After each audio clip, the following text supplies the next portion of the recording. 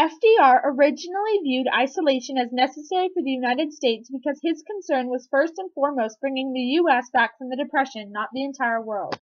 The political and economic effects of isolationist policies included the collapse of the London Conference, which in turn allowed for the rise of many dictators in Europe because the failed conference was not able to bring about economic stability.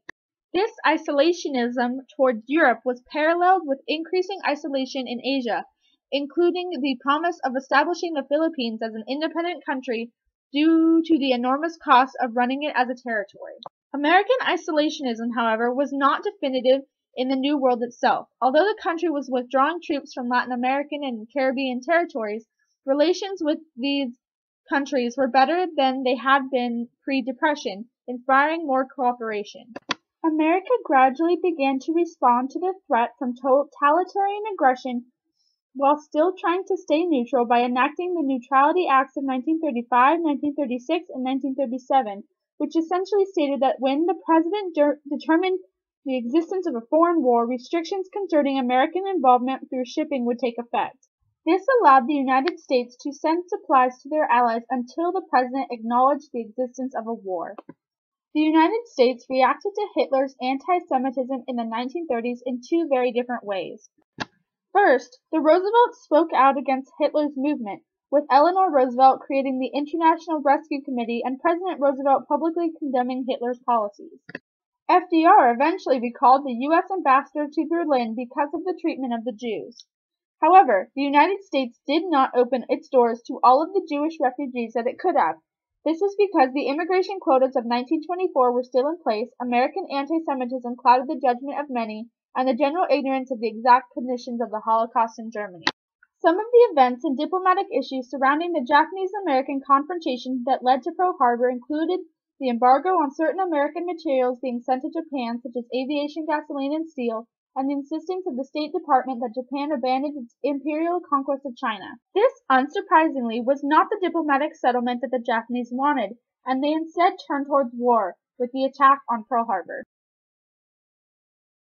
The American public reacted to Pearl Harbor with an ignorant cry of "Get Japan first," because they were outraged about the attack on American soil.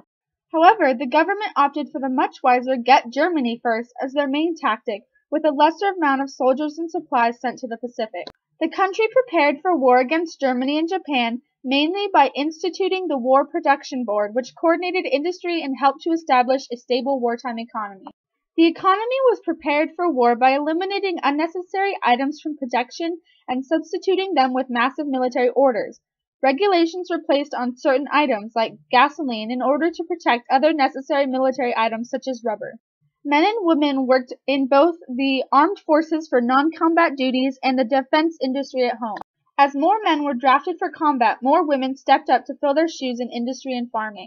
However, at war's end, most women returned to the home and left the workplace open for men.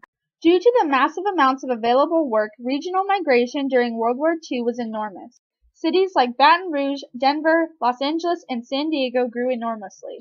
The population of California alone grew by 2 million, most of whom had moved to find work in wartime industries and/or agriculture. The war prompted the large-scale migration of many African Americans from the South northward and helped to make civil rights a national, not sectional issue.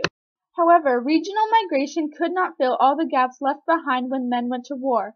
Because of this, workers were brought in from Mexico to fill agricultural jobs in the West. The Japanese achieved early military victories in East Asia and the Pacific, including Guam, the Philippines, Hong Kong, and many others. The American strategy for curbing the success of the Japanese was centered on leapfrogging from one key Japanese-held island to the next.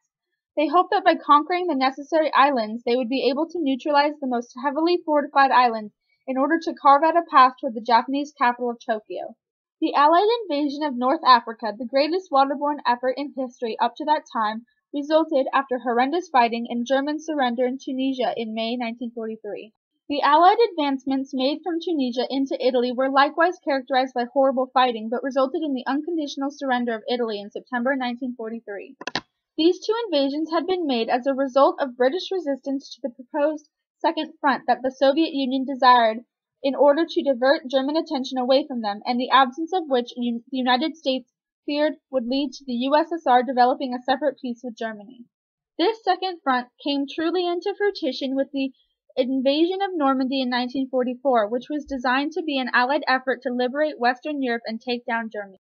FDR was successful, winning a fourth term in 1944, mostly due to the fact that the nation was at war and desired an experienced president. His opponent, John Dewey, was only 42 years old and had never served in public office. Harry S. Truman was chosen as vice president over the popular Henry A. Wallace because he was less liberal. The final efforts that brought Allied victory in Europe included the Allied victory at the Battle of the Bulge, the March 1945 forward drive of Allied troops against Germany, and the 1945 Soviet defense against Berlin. German forces surrendered on May 7, 1945. The final efforts that brought Allied victory in Asia included crucial Allied victories in the Philippines and the islands of Iwo Jima and Okinawa. The atomic bombs were significant because they wreaked enormous damage on both people and property, but also because they essentially secured a guarantee for the war's end after they were unleashed.